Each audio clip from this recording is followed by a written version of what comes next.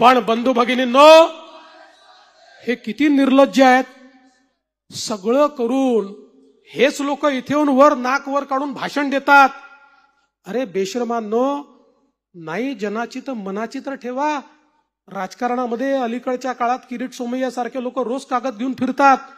तुमचं खोटं रोज पकडलं जातं, पण यांना चिंता नाहीये.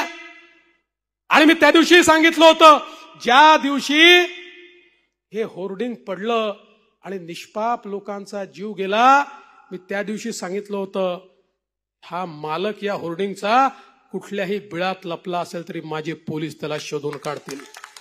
आणि आज शोधून काढलंय आणि आता त्यांचा पर्दाफाश झालेला आहे.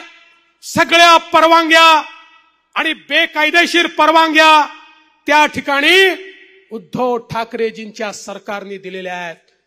आणि बंधू भगिनींनो, 140x120 होर्डिंग, कुठल्याही नियम नाही, कुठल्याही परवानग्या नाही, थेट त्या ठिकाणी लावलं आणि त्याला तुम्ही लीज देता, त्याला तुम्ही सगळ्या मान्यता देता.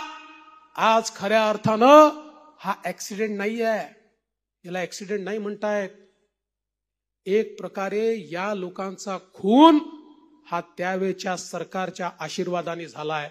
आणि म्हणून तुला शब्द देतो, कुठल्याही परिस्थितीत हे जे 16 लोक या ठिकाणी गेले आहेत, यांचं जीवन वाया जाऊ देणार नाही. ऍक्सिडेंट म्हणून त्याला सुटू देणार नाही. त्याच्यावर सदोष मनुष्यवधाचा गुन्हा हा त्या ठिकाणी आम्ही साबित करू आणि त्याला त्याची शिक्षा भोगावी लागेल. लोकांचं जीवन उद्धव ठाकरेंना स्वस्त वाटत असेल, आम्हाला वाटत नाही.